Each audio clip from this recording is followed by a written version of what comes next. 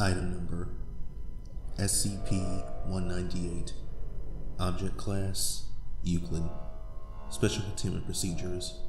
SCP-198 is located in a secure room of site with armed guards posted outside to prevent any unauthorized access. SCP-198 is to be stored under 24-hour video surveillance in a sealed and locked case, and the key kept in a secured location accessible only to those personnel with Level 3 clearance and above. Under no circumstances are any Foundation personnel to handle SCP-198. All handling of SCP-198 is to be done via remote robotic means or by Class D test subjects only.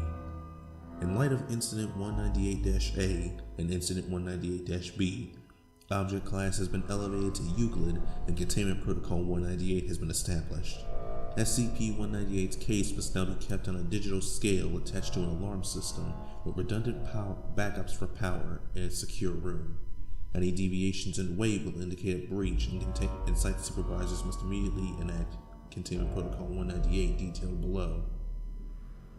SCP-198 has taken numerous forms since coming into Foundation possession in 19. Since acquisition, SCP-198 has been observed to have had dozens of different forms, including a styrofoam cup, brand glass beer bottle, and brand aluminum soda cans, an oversized shot glass that read 1 tequila, 2 tequila, 3 tequila floor, a plastic water bottle with a label partially peeled off, and these forms always appear partially filled with the expected fluid a vessel of that type would contain. Currently, SCP-198 appears as an ordinary white porcelain coffee mug with blue vertical stripes evenly spaced around its exterior. There are no visible manufacturer markings or otherwise remarkable details about its appearance in its current form. The object has resisted all attempts at destruction or sampling for further analysis. When inactive, SCP-198 can hold the expected milliliters of liquid that any standard coffee mug would hold. Anomalous behavior does not manifest until a live human grasps SCP-198 to it. Approximately 2 to 5 seconds after the SCP is held, it will instantly bond itself through unknown, albeit painful means to the handler's hand or hands. Test subjects have reported the pain of bonding with SCP-198 as a searing or fiery sensation, though no heat can be detected by outside observers or instruments. The use of gloves or other barriers between the object and hand does not prevent the bonding process, so long as the subject can still grip SCP-198. Extensive testing has revealed that the bond appears to be at the molecular level and is permanent until the death of its holder. To date, no means have been found to break the bond, including cutting or severing the fingers or hand of the holder, as any wounds below the wrist of the test subject heal instantaneously. Further proposed testing of the range of healing up the handler's arm is pending approval. Once bonded, any liquid inside SCP-198 will disappear, and the container will inextricably begin to fill from the bottom with fluid or semi-solid material, stopping only once it reaches the top. The liquid or semi-solid is different for each holder, but it has been to date a bodily fluid or human excretion in each test instance. Such instances have included human saliva, sweat, bile, blood, mucus, urine, feces, and as well as combinations of 2 or more of these. Once SCP-198 has filled, the holder will undergo rapid dehydration and or emaciation, becoming increasingly malnourished to the point of death, which usually occurs within 24 hours if nothing is done to prevent it. Ingestion of standard foods, liquids, or IV supplied nutrients does nothing to reverse or slow this process. Testing has revealed that the only means by which the subject can gain nourishment is by consuming the contents of SCP-198. However, the constant rate of dehydration and emaciation remains the same, forcing the test subject to consume vast quantities of the excretions almost constantly to remain alive. As contents are consumed, or as is often dumped out of the container, SCP-198 will continue to refill itself automatically. Test subjects have lasted as long as 70 hours by consuming the excretions, before finally succumbing to exhaustion or refusing to consume any more of the contents, which invariably leads to death. Upon exploration of the holder, the bond with SCP-198 is broken, and the object can once again be manipulated. In approximately 75% of test instances, SCP-198 will disappear once the bond is broken and reappear almost instantly on a nearby flat surface, seemingly with a preference for tables or shelves within the same room and take on a new form.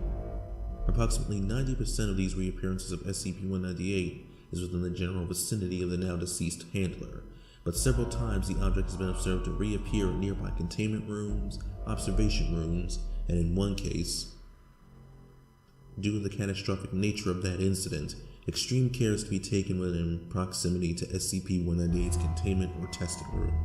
Foundation personnel are urged not to bring with them any beverages or containers within 100 meters of SCP-198's containment room, even when the object is not actively being researched. SCP-198 was acquired by the Foundation from an underground bunker in Germany after the bunker's accidental discovery by construction workers. Reports of strange activity and deaths among the construction company regarding this bunker brought the object to Foundation attention. Agent, upon responding to the location, discovered several diseased and grossly emaciated corpses, both recent and some quite old. Unaware of the nature of their deaths or the SCP in question, Agent sealed off the area and awaited backup. It was then that the nature of the SCP object revealed itself as the agent mistakenly grabbed what appeared to be an unopened bottle of water from the table at the construction site. Backup arrived to find an extremely agitated agent vomiting and struggling to remove his hand from a cup full of fresh. Agent later self-terminated during location cleanup. Incident 198-A. Date 2000.